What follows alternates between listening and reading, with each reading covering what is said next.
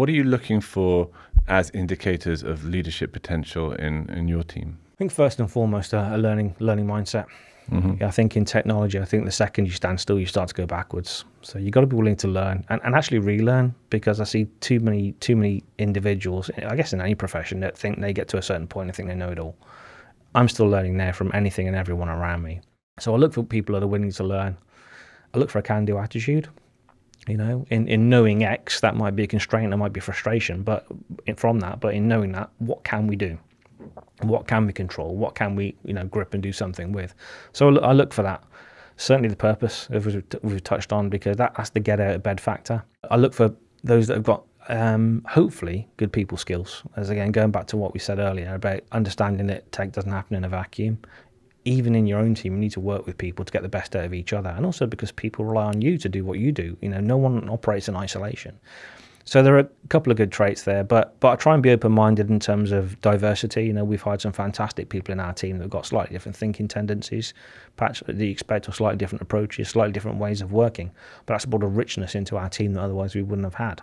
So all these things are really important, but trying to look at the full kind of 360-degree view of an individual is really important to us. Thinking tendencies, aptitudes, that sort of stuff. And do you feel that that's something which has really entered the picture in IT and technology leadership in particular over recent years? I mean, you're in the third decade of your career right now, right?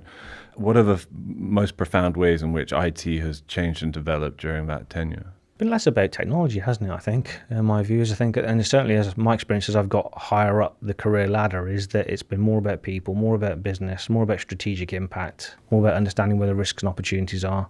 It's been less and less about working with the tech, to be honest. I think the tech has become more and more black box as software as a service now, right? I mean, anyone with a credit card can go and buy the thing they need, or buy the consultancy they need. I think the key for senior technology leaders now is to understand the organization they're in, and to be able to apply all of that in the organization they're in. That's the skill. It's where the rubber meets the road. And you can't do that as a pure out-and-out technologist. It's not to say there aren't roles out there that are specifically about product development. I think that's great. If your organization's about a product and about a product roadmap or a portfolio of products, then you can afford to be more purist in terms of technology. But for an organization like Amnesty, I have to be much more rounded in terms of not only understanding tech, but understanding how the organization operates, what people do, what they need to get from each other, and to try and connect the dots. And presumably that process you describe, it's only going to accelerate with the introduction of AI increasingly into the digital workplace. Potentially. What does that roadmap look like at Amnesty specifically? There are some opportunities I touched on earlier. I mean, we care about the ethical and responsible use of those sorts of technologies at the end of the day. But we also recognize the opportunities for that sort of technology to advance the fight for human rights, to make our people more efficient and more effective, to get more bang for buck. I think so. We're certainly looking at things like content management and production. We're looking at things like research and evidence management, probably at three levels, I would say. So the first level is about the individual augmentation. How can it make your job easier? How can you be more efficient and effective as an individual?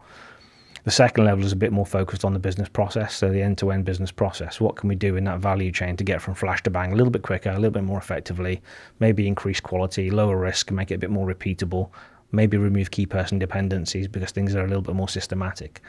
And then thirdly is a lot more strategic in terms of how can it change the organization completely in terms of what we do. We manage, for example, a 60-year digital archive. Well, an archive that includes digital products that goes back 60 years. Imagine being able to converse with that. Just to say, I would love to know about, the last 20 years of atrocities in this area related to this thing I'm looking at now. Go fetch. Right. And have the answer brought to you contextually. A bit like you see in many Google searches these days, where you no longer have to go and get results and go and read the document that's presented to try and find out your answer. You're getting information presented in context. So there is a lot of opportunity in that sense, a lot of opportunity in the space of evidence management to process large volumes of photographic evidence, audio transcriptions, video files, to look for anything from insignias to locations. Also to help us with disinformation protection, because at the end of the day, if you've got 5,000 photographs or videos that you're trawling through, it will help the odd one to stand out. If you're looking at geolocation information or you're looking at certain traits or identifying where things are from. So it will help us in that sense, which is really important actually when you're doing research. You have to have really reliable evidence. So there's a ton of stuff in there that we're looking at. But again, all has to be pace controlled, all has to be ethical, all has to be for the right reason. How important do you think it is that you not only have a passion for technology, but you find those industries where you can express your vocation in a space you're passionate about, and does that constitute for you a kind of a key piece of advice to young ambitious technologists coming up now? Yeah, I think so. I think the challenge is, I'm probably a bit like me. When I was kind of 18, 19, if you'd have said to me, what do you want to be? Where do you want to work? I wouldn't have a clue. I probably still don't really have a clue today, to be honest with you. But if you can develop an aptitude to throw yourself in two-footed, whatever you're doing, partly because, I mean, why waste your time otherwise? Why are you there if you're not going to apply yourself fully? But secondly, if you're going to do something, do it well, because actually you don't know how good it could be if you really did, what difference you could make, where it will lead you. So I think that's important for me. It just so happens that a lot of things have come together for me in kind of a perfect storm, working in a non-profit space at this point in my career, that have really helped me. I've also learned I can do good in lots of other ways, actually. As I said, I talked about the volunteer roles earlier, I talked about the mentoring. So horses for courses for everyone. But I think having a purpose, it's to get out of bed factor. It gives you a little bit more resilience, I think, to deal with life's knocks in terms of work. Maybe your career doesn't progress in the way you want, or maybe you don't get that pay rise, but you're doing meaningful work day in and day out. Maybe you saved a life. Maybe you've helped someone connect with a lost relative. Maybe you've helped to research, cancer drugs. These are all things in non-profit space that actually tick a lot of other boxes.